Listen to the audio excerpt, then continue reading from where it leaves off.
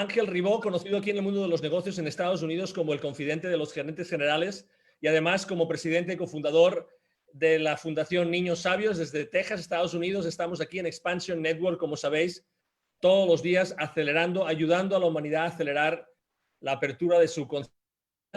Y estamos, como sabéis, es el mes de agosto del año 2020 y pues en el mundo están pasando muchísimas cosas, ¿no?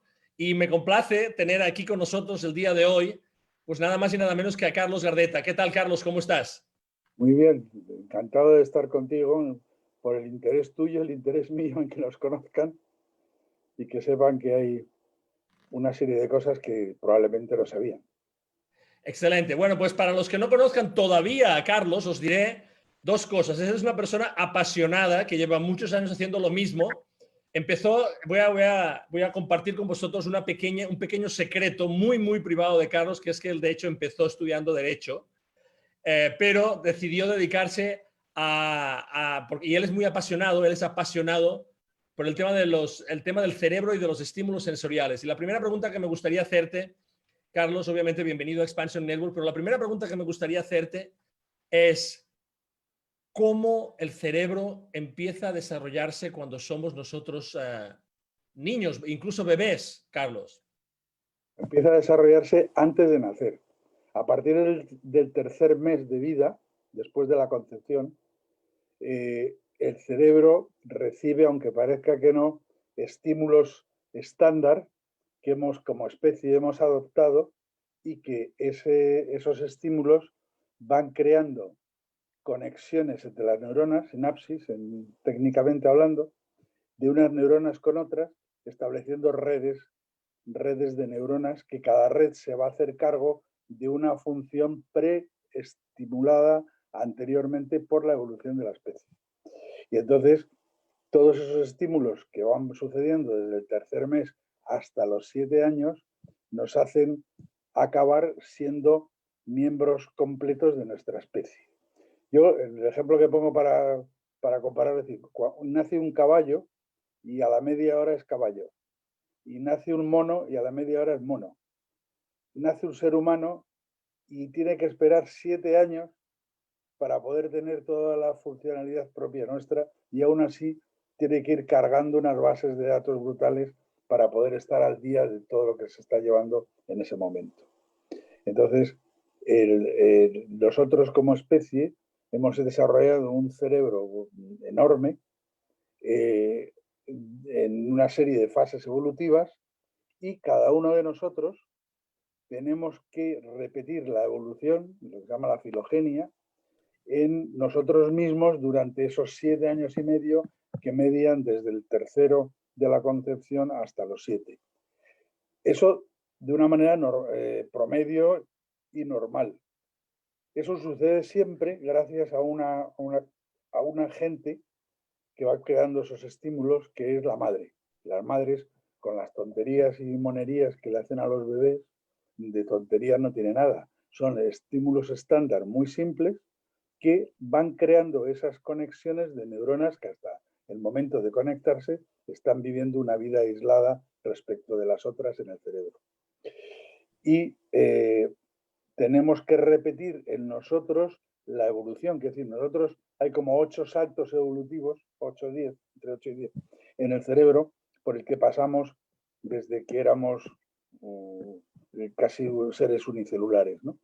Y en cada uno de esos saltos ampliamos el cerebro, creamos nuevas áreas y dentro de esas nuevas áreas creamos o prefijamos redes nuevas, que cada una de esas redes tiene como objetivo crear una función que en cada uno de los momentos evolutivos nos facilitó la supervivencia.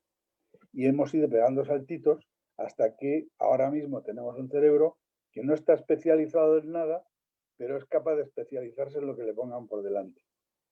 Y eso es gracias a este proceso. No, perdona. Carlos, ¿qué podemos, las personas que nos están viendo, como sabes, estamos ahora en una situación, digamos, en la que las personas sienten un nivel de miedo superior, no todas, pero un nivel de miedo superior, o al menos un nivel de incertidumbre superior al que sucede habitualmente, ¿no? Y hay personas que viven esta situación mejor que otras, que lo soportan mejor que otras, ¿no? ¿Qué crees tú que pudiéramos hacer en este momento? ¿Cómo pudiéramos ayudar a las personas que en este momento están sintiendo miedo, sintiendo un miedo importante, miedo a muchas cosas que están sucediendo a su alrededor, ¿no? Darles confianza de que nuestro cerebro es capaz de adaptarse a lo que le pongan. Si, en unos tiempos determinados, o sea, no pues en 2 segundos, pero si hay un proceso más o menos, un proceso temporal más o menos dilatado, es capaz de adaptarse. De hecho, hemos visto que la sociedad, en Estados Unidos estoy viendo, y lo que ha pasado en España, la sociedad se ha adaptado a trabajar en casa, a no relacionarse tanto, o sea, un cambio de vida totalmente diferente. Y eso lo hemos hecho casi todos a toda velocidad, ¿no? El que tiene miedo, pues se queda parado y no es capaz de cambiar, pero que sepa que nuestro cerebro está preparado para el cambio. Somos seres adaptativos totales. Y lo único es hacer una serie de cosas muy sencillas. ¿Y se le puede enseñar al cerebro a no tener miedo, Carlos? Hombre, si tienes que, como digo yo, ser creyente no en el plano religioso, sino ser creyente de tus capacidades. O sea, que lo que haces es instintivamente es lo propio que debes de hacer. Y que no te preocupes de que en peores te las has visto. Entonces, bueno, pues claro, hay que preocuparse del futuro, pero desde una posición en el presente que sea lo más sensata posible, no dejarse acobardar por el pánico. Hablabas antes de que hasta los 7 años nuestro cerebro se está desarrollando. Las personas que nos están viendo y que tienen quizá hijos o sobrinos o conocidos con esa edad, ¿no? ¿Qué pueden hacer? ¿Qué pueden Bueno, hacer los padres para ayudar a esos niños o asegurarse de que les ayudan en su desarrollo? me he dejado una frase, A ver. que es que normalmente, como decía, en esos 7 años y medio todos los seres humanos pasamos por ese proceso. Hay una serie de excepciones que no pasan por ese proceso. Son niños que no tienen una madre, que están cuidados en instituciones en las cuales tienen, en vez de tener una madre, lo que tienen es un cuidador o una cuidadora, pero para 10, 15, 20 o 50 niños, dependiendo del país. O sea, la madre es fundamental, es el agente de la especie que crea esos estímulos estándar necesarios para que ese proceso se produzca completamente. El otro problema secundario es que haya, por ejemplo, errores genéticos, que es los típicos, estamos hablando de síndrome de Down, síndrome de X frágil, síndrome de Tourette, síndrome de lo que sea. Eso lo que el problema que tiene es que el error genético dificulta la conexión de las neuronas.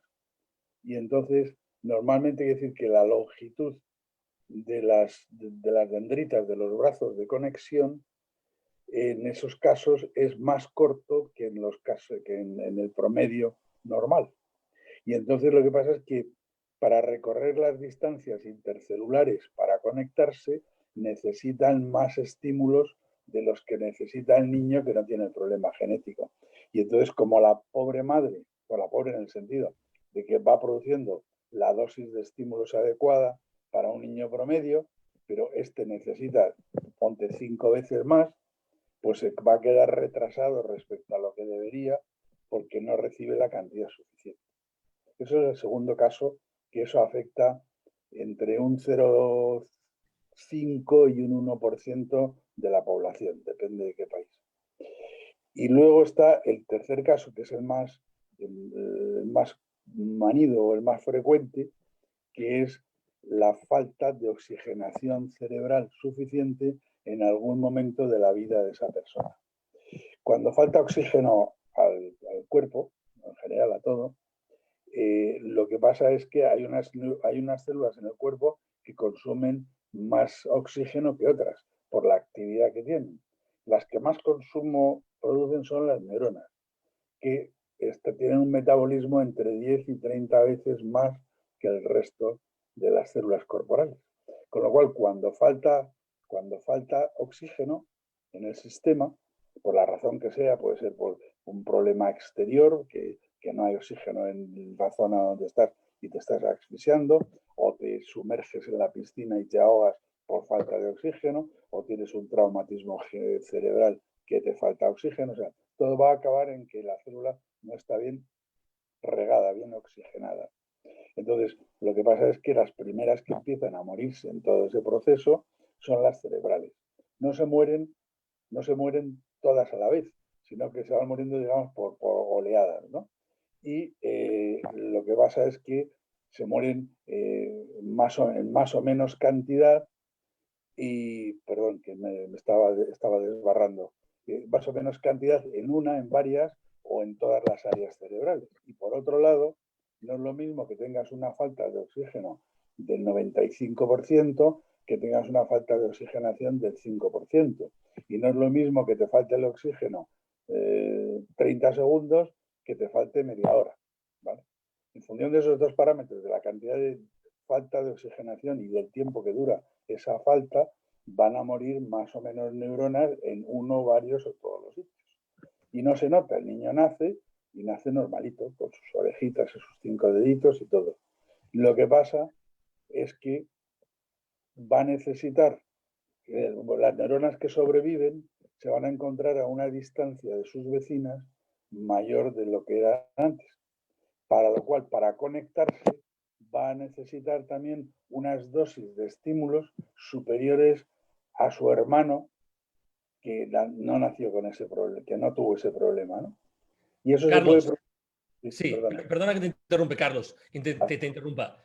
Entramos. Entonces, has hablado de estímulos en varias ocasiones, Sí. ¿no?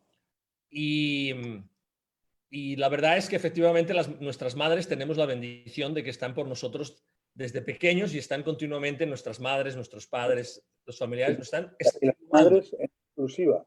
Las madres en exclusiva. Exacto, nos están estimulando. Pero ¿qué pasa entonces?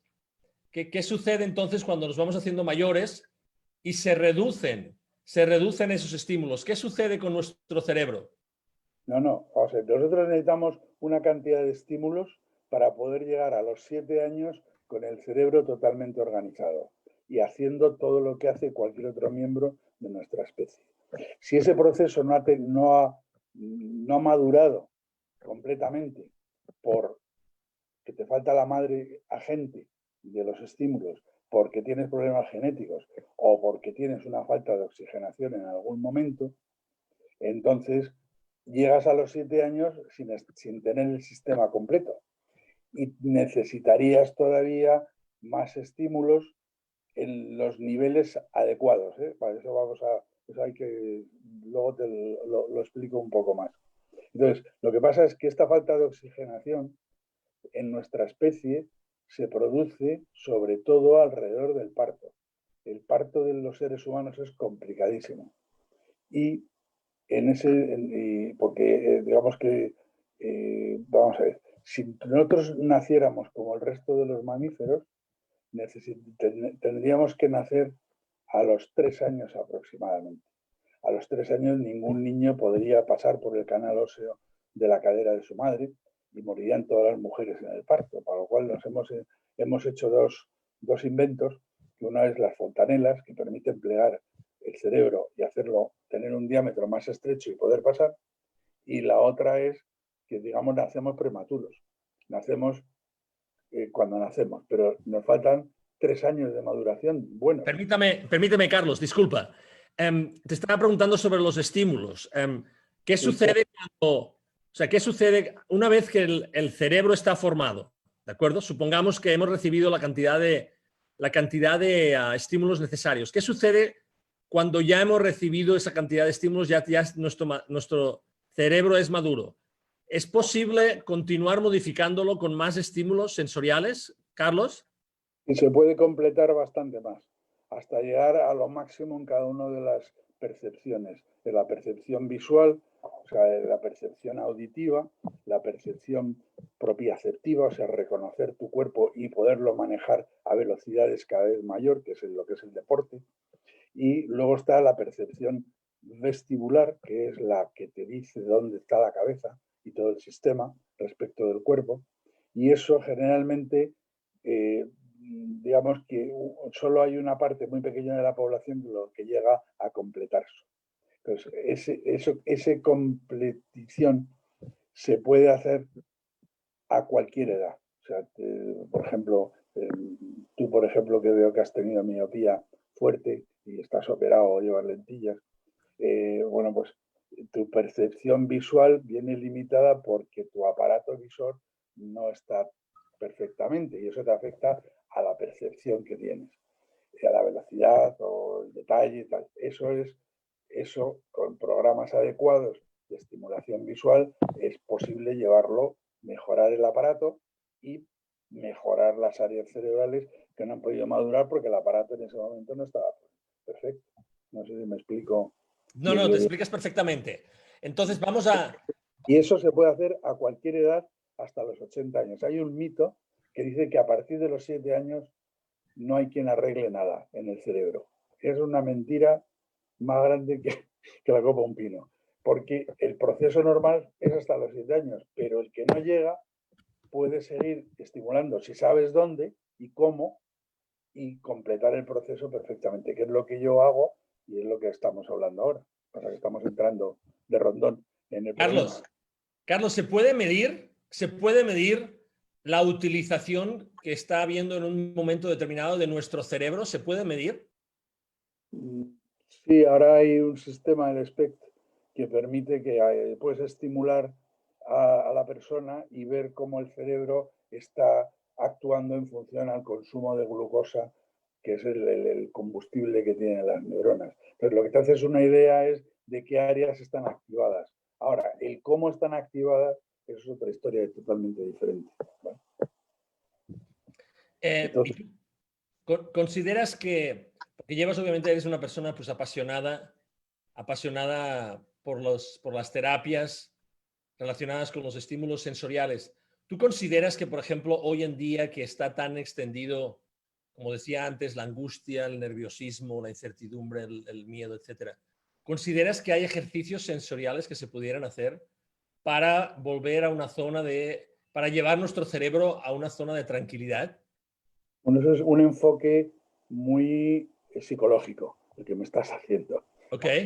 Previo al psicológico, vamos, yo he estudiado el doctorado en psicología aquí en Madrid, pero no hice luego la tesis, que la quería hacer de una manera y no me dejaron como que yo quería, pero bueno, eso es no tiene que ver. Lo que quiero decir es lo siguiente.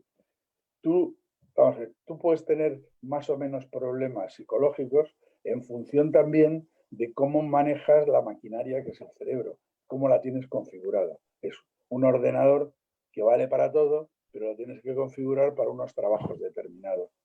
Y esa configuración, hay una configuración que es la que estamos hablando, que es la de los estímulos estándar y las redes normales de la especie, y luego está las experiencias tuyas y cómo has enfocado esas experiencias y cómo te has cómo te has, si has tenido miedo o no has tenido miedo en cada una de las experiencias y cómo las has enfocado. Y ese enfoque que has hecho va a tener consecuencias posteriores en posteriores experiencias que tengas.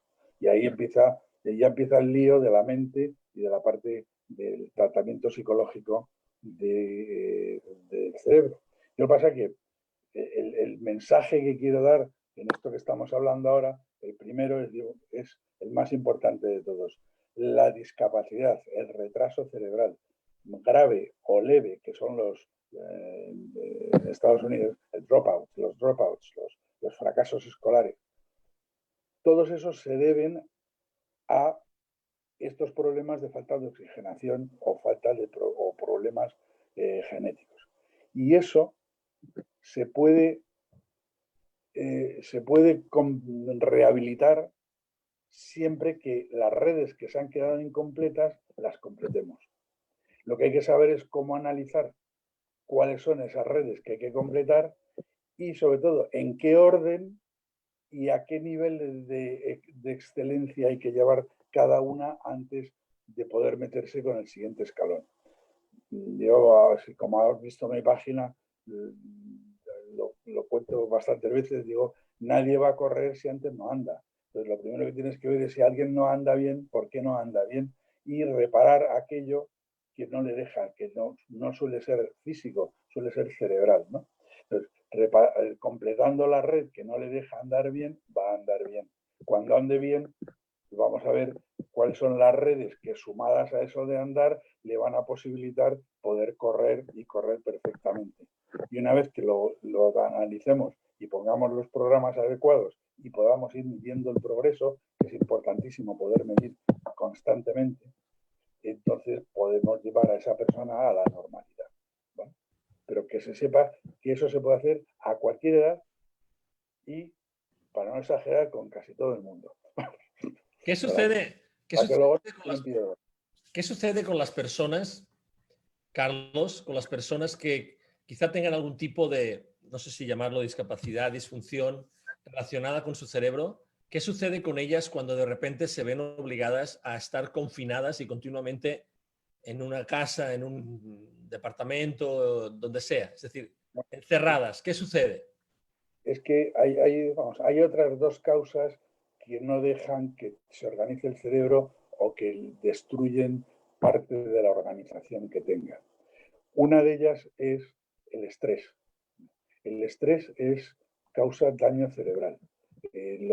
Los veteranos de las guerras, cuando vuelven, no están locos. Es que el estrés que han tenido de estar expuestos a morir constantemente durante un periodo suficientemente dilatado les ha provocado unas cascadas de neurotransmisores al oeste en el cerebro que han roto conexiones que estaban bien hechas antes, pero al romperse pierdes funcionalidad y entonces no te sabes enfrentar con el entorno con las capacidades que tenías anteriormente. Eso es una de las causas. Y la otra es la supresión sensorial, que eso está muy estudiado. En Estados Unidos empezó el estudio en los años 60. La supresión sensorial vuelve loco al cerebro. O sea, el cerebro lo metes en una cámara de estas de insonorización, sin luz, sin cambios energéticos y sin nada, y el cerebro sufre daños cerebrales por culpa de no estar expuesto a... El cerebro necesita estimulación constante del entorno porque está diseñado para sobrevivir. Si le quitas la capacidad de ver qué pasa en el exterior, se vuelve loco en el sentido de que no funciona, porque necesita los estímulos como trigger de lo que pasa, ¿no? Fulminante, perdón, como fulminante de las reacciones. Entonces, estábamos hablando de completar con los estímulos a lo largo de la vida para llegar a una normalidad. Eso se puede hacer a cualquier edad y lo que pasa es que hay que saber dos cosas. Una, hacer una valoración de todas esas redes que hay que tener bien para ver cuáles son las que no están y en qué nivel están incompletas y en qué nivel del proceso evolutivo se han quedado incompletas, para entrar siempre con las más básicas y a partir de organizar las redes más básicas poder ir subiendo de escalón en escalón hasta el último nivel. Quiere decir, un niño con problemas o una persona, aunque sea adulta, con problemas de organización cerebral, o sea, con problemas de capacidad, lo que le pasa es que lee pero no comprende bien lo que lee, oye pero no comprende los segundos o terceros significados de lo que oye, es patoso moviéndose, se expresa deficientemente, le cuesta explicar lo que le pasa y el contenido de lo que quiere explicar. Y luego, por otro lado, tiene problemas de expresarse con la simbología escrita, escribe mal, el contenido es difícil. Pero eso es el final de todo el proceso. Eso no lo haces bien o no lo hace bien porque anteriormente se ha dejado por el camino una serie de redes que no le permiten hacer lo más complicado. Yo lo cuento con las matemáticas, ¿no? Como no sepas multiplicar, tú no vas a hacer ecuaciones diferenciales, te pongas como te pongas. Y vas a tener unos problemas con los polinomios de muerte. Entonces, llega un momento en que te dicen, usted ha llegado al máximo en matemáticas. Si quiere seguir, para atrás y a repasar desde el principio. Bueno, esto es igual. Usted no puede, no tiene toda la funcionalidad propia del cerebro humano, de promedio, porque se ha dejado por el camino, por lo que sea, en este caso es lo que estábamos hablando de las hipoxias, se ha dejado un montón de redes sin organizar. ¿Cuáles son esas redes? Y vamos a organizarlas. ¿Es posible acelerar la maduración de esas redes? Es decir, nosotros ya somos adultos, vamos a centrarnos en los adultos. ¿Es posible hacer algo que nos ayude a madurar esas conexiones neuronales de las que tú estás hablando, Carlos? Y a cualquier adulto, yo por ejemplo te cogería a ti, en este caso, te mediría y vería cuáles son las redes que por lo que sea te has dejado, te preguntaría muchísimo, te preguntaría unas 200 y pico preguntas para ver si era del parto, del embarazo, de que te caíste de un guindo cogiendo fruta y te hiciste polvo y te estuviste desmayado un cuarto de hora, en fin, o traumatismos, ahogamientos. Te veo un repaso por todos lados para ver de qué es lo que ha podido pasar. Y te valoro, digamos, no todas las redes cerebrales, porque eso es imposible, pero hay una serie de ellas que son las importantes. En Estados Unidos hay millones de kilómetros de carreteras. Ahora, como se estropee la Turnpike, tienes un follón en todo el este de Estados Unidos de 3 pares de narices porque el tráfico de mercancías lo tienes que mandar vía Cincinnati y bajarte por yo que sé, hasta San Luis y luego hacer unos recovecos gordísimos. Eso es la discapacidad. Entonces, si reparas las carreteras más importantes y las tienes en funcionamiento, todo el sistema funciona normal y perfectamente. Entonces, yo lo que evalúo unas 100 y pico redes que son la red básica de autopistas, autovías y carreteras de primer orden del cerebro. Y esas son las que tienen que estar bien. Las que no están son las que están dando la lata a la persona. Que la manifestación exterior, el que no sabe no la pone en relación con ello. Sino que dice, bueno, es un síntoma. Por ejemplo, yo para poner el caso más claro, por ejemplo, se habla del síndrome de Down. Bueno, pero no es el síndrome de Down, es la trisomía, el problema genético, hace que haya una serie de manifestaciones que en griego el conjunto de manifestaciones se llama síndrome. Entonces el síndrome de Down es el conjunto de manifestaciones más comunes que tienen las personas que tienen trisomía. Pero el problema no es quitarte los problemas que tienes, o sea, el síndrome es cómo conseguir que las redes cerebrales que no se han podido formar por culpa de la trisomía, conseguir que sí se produzcan. Y eso sí que se puede producir, averiguando cuáles son las redes y completándolas. Qué interesante. Me resulta fascinante todo lo que me estás diciendo. Algo que me ha llamado... Me has preguntado otra cosa, que no te la he contestado. Igual que se puede reparar cualquier cerebro a cualquier edad, si coges a un niño de una edad temprana y le produces esos estímulos estándar que una madre promedio produce normalmente y sabes cuáles son, y le aumentas la frecuencia, la intensidad del estímulo y la duración, el proceso ese de esos 7 años se te puede quedar convertido en 3 años o en 4 nada más. Vale. Entonces, puedes hacer bebés acelerados o de capacidades superiores si el bombardeo que le haces a ese cerebro de los estímulos necesarios para que eso sea posible, lo produces. Y eso es enseñarle a las madres unos programas. Yo normalmente suelo tener también entre los pacientes que trato 2 o 3 niños de esos normalmente que les vamos espabilando, ¿vale? haciendo que sean mucho más listos de lo que les tocaba. Eso tiene luego una serie de problemas que en Estados Unidos son menos que en Europa, que es que luego el sistema académico tiene que estar adaptado a este tipo de niños. Yo lo cuento siempre. Yo cuando estudiaba Derecho, cuando hice la licenciatura de Derecho, no es que estudiaba, la acabé, tuve de compañera a una niña que tendría 11, 12 años, era muy pequeña, y que era súper dotada, y venía a clase con nosotros, venía con su madre, la madre se sentaba afuera, la niña entraba en clase y hizo la carrera con nosotros, en aquellos tiempos del cuplé. Bueno, a la madre la cogió un día un profesor muy conocido que ha tenido Torcuato Fernández Miranda, y le dijo, ¿usted qué hace aquí en la puerta sentada? Y dice, no, es que vengo a traer a mi hija a clase. Ah, usted es la madre de la niña. ¿Y por qué se queda afuera? Entre usted y estudie con su hija.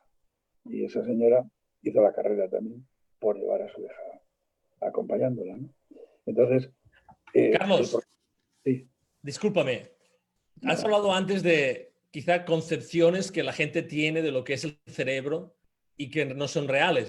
De hecho, has comentado una o dos de ellas. ¿Cuáles dirías que son habitualmente aquellas concepciones que cuando tú estás hablando con alguien, con un padre quizá o un familiar de alguien que viene a tratarse contigo, cuáles dirías que son esas concepciones del cerebro que más comúnmente tenemos equivocadas nosotros, las personas de la calle?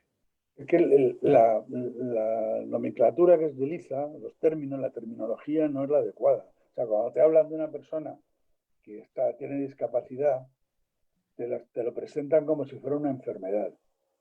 No te lo presentan como si fuera un trastorno, o sea, algo que no funciona, como una disfuncionalidad. O sea, algo pasa en el cerebro que no funciona correctamente. Pero no es que esté enfermo, está perfectamente. Lo que pasa es que no ha acabado un proceso por el que tenía que pasar y no ha podido pasar. Entonces, lo que hay que hacer es que los padres se den cuenta que el niño no tiene que ser toda la vida discapacitado, sino que se puede corregir. Yo tengo pacientes que han venido con 45 años, lo que se dice en España, tonto de la baba, o sea, hecho polvo de una discapacidad. Y ahora estaba pensando en un caso concreto que estoy acabando ahora, después de 8 años. Bueno, pues es una chica que ahora te va a cumplir 50 y tantos años, pero que ha cambiado la cara, ha cambiado la forma física, es coqueta, está aprendiendo los conocimientos que no pudo tener en su momento, todo porque los padres la tenían de tonta y cuando los padres se murieron, las hermanas dijeron, esta hay que arreglarla de alguna manera porque la criatura tiene derecho también a ser persona, y me la trajeron, ¿no? Entonces, a cualquier edad, esas redes son completables. Se me iba la palabra. Y lo único, o sea, lo que tienes que saber es cuáles son las redes que hay que valorar, en qué nivel tienen que estar, cuáles son las más básicas, o sea, las prioritarias, y cuáles son las que tienen que esperar a que las prioritarias estén bien. Ir completando el nivel poco a poco. Ha aparecido una foto de alguien que no sé quién es. ¿Me oyes, Ángel? ¿Ángel? ¿Ángel? Sí, sí, te Sí. oigo, te oigo. Adelante, adelante, disculpa. Había aparecido una foto que no te veía a ti.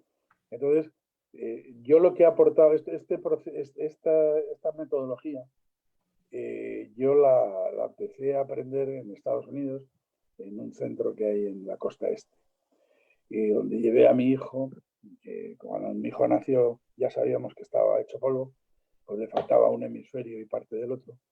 Y entonces durante 8 años estuve yendo a este centro y me puse en contacto con esta escuela de pensamiento que creó un neurocirujano, un neurólogo que se llamaba el doctor Temple Fay. Y bueno, lo que he completado a esa escuela ha sido el poder valorar con una fineza muy alta cada una de esas 100 y pico redes que son las fundamentales y luego encontrar y mejorar las estrategias estimuladoras, las rutinas de estimulación que cada una de esas redes necesita para que llegara a estar completa y cómo ir midiendo y asegurarse.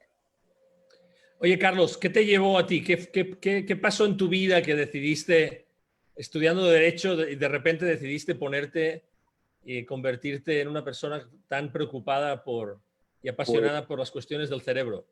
pues a mí es que Dios me dio 2 patas en el culo en 2 ocasiones diferentes. La primera fue cuando iba a cumplir yo 12 años, mi padre tuvo un derrame cerebral masivo, se quedó en coma vigil durante 12 años hasta que murió por efecto de estar encamado y no poderse mover, ¿no?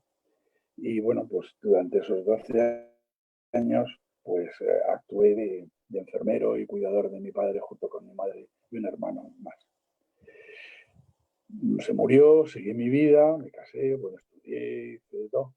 He sido profesor universitario de inglés, de derecho, de economía, de psicología, movidito en lo docente y movidito en esto, en la empresa.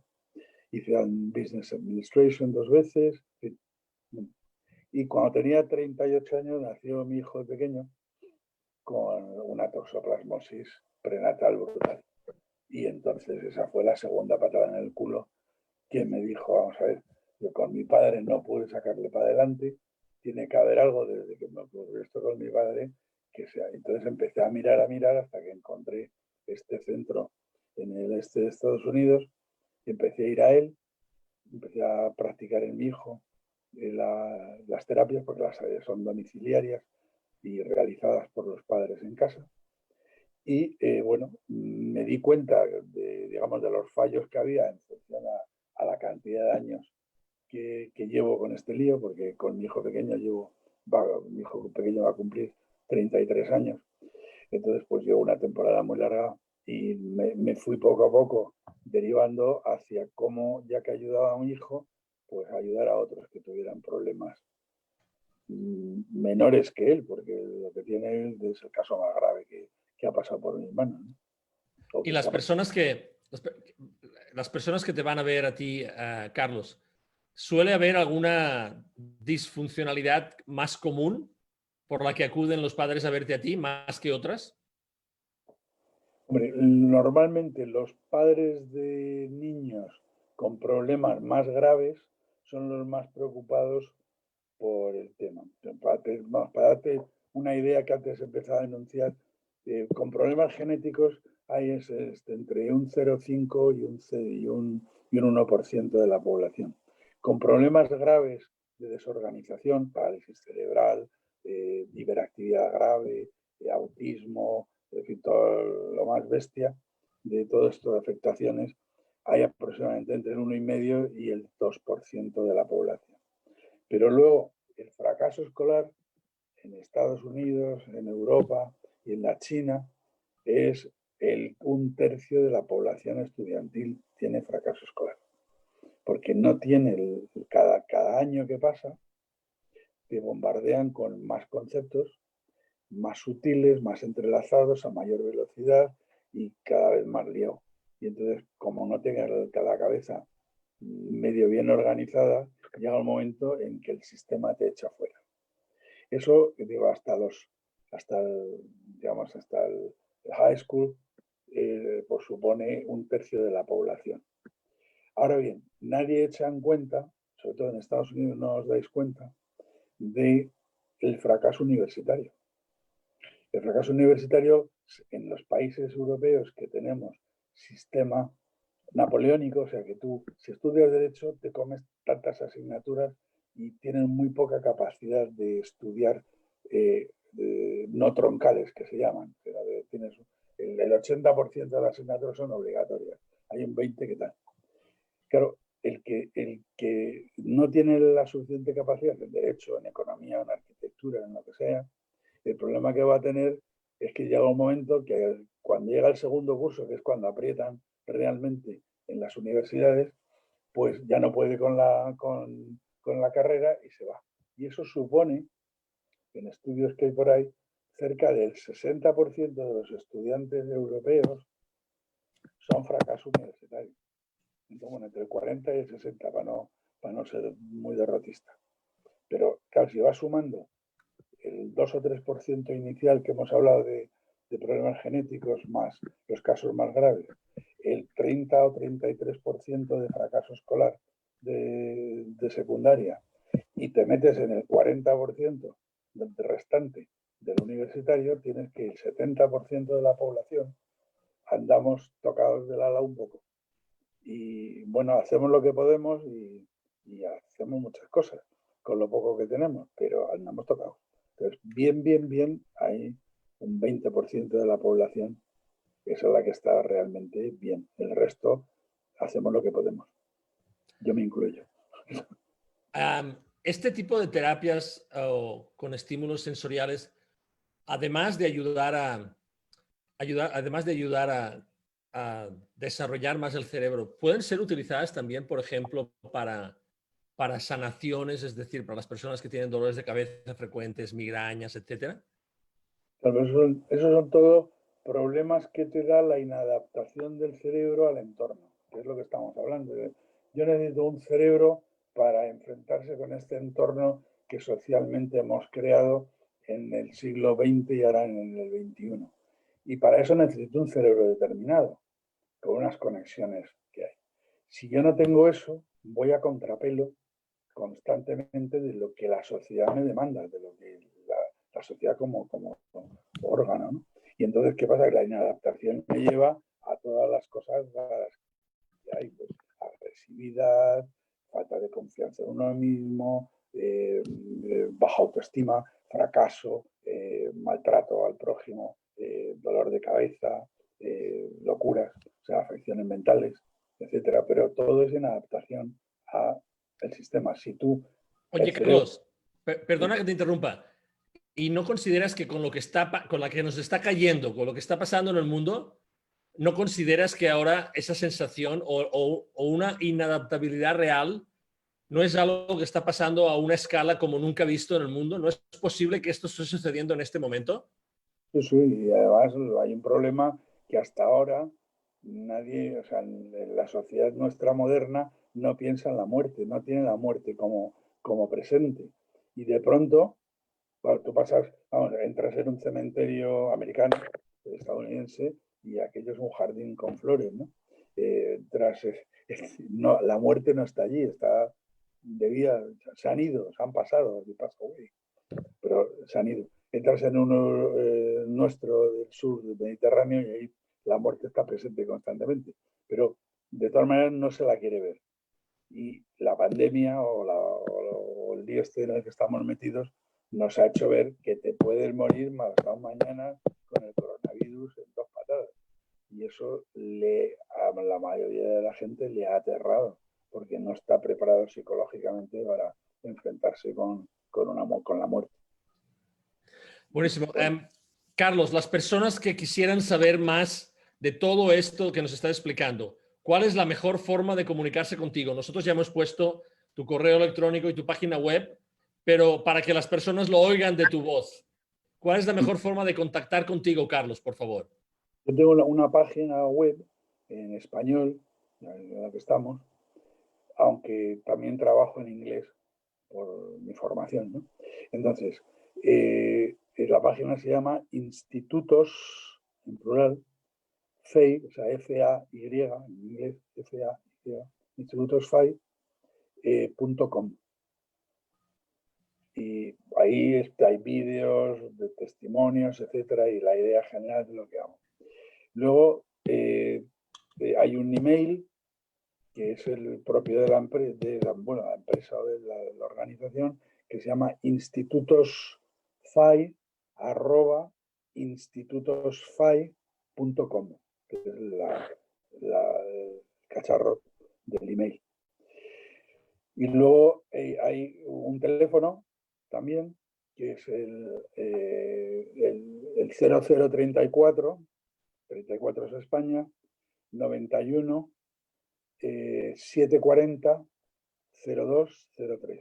Repito, porque como es un chorizo de números, es 0034 91 740 0203. Y también hay un móvil que es 608 710183. Yo me lo suelo manejar por el teléfono móvil en videoconferencia, por WhatsApp, es lo más fácil. Y bueno, Muy bien. el que esté interesado me puede mandar email, me puede llamar. Si me llama, por Dios, tener en cuenta que desde Texas a España hay 7 horas de diferencia y que el teléfono, como lo tengo en la cabecera de la cama, pues de vez en cuando le pega a alguien algún susto fuerte. Y atiendo a todo el mundo y doy información. Y ya te digo, esto o sea, es organizar cerebros de gente con discapacidad o retraso más o menos grave, producto de no solamente del problema de la hipoxia perinatal, que es la más frecuente, los partos, eso es realmente el peor, sino luego traumatismos, ahogamientos, derrames cerebrales, ictus, accidentes cerebrovasculares, que a partir de los 40 es lo más frecuente que sucede. Y Muy bien, pues Carlos... de información, luego lo que quiere hacer es otra cosa. Que quiere que le trato, que no, pues no. No, muchísimas gracias, Carlos. Ha sido un placer tenerte aquí con nosotros el día de hoy en Expansion Network. Aquí tienes tu casa, Carlos, para lo que necesites a Muchas partir gracias. de ahora. Lo mismo te digo, para con lo que quieras, me llamas y ya está. Perfecto. Y para todos vosotros, pues muchas gracias por estar aquí nuevamente el día de hoy. Como sabéis, soy Ángel Ribó con Expansion Network, acelerando la conciencia de la humanidad. Todas las semanas tenemos la suerte y la bendición de poder traer a personas tan extraordinarias como en este caso a Carlos Gardeta, apasionado por el cerebro, los estímulos sensoriales y ha estado ofreciendo terapias durante muchísimos años. Y esperamos que hayáis disfrutado de la conversación con Carlos, tanto como lo hemos hecho nosotros desde aquí. Y como siempre, pues nos vemos pronto, que tengáis un bonito día y hasta luego. Chao. Muchas gracias por los piropos. De nada. Hasta ahora. Hasta ahora.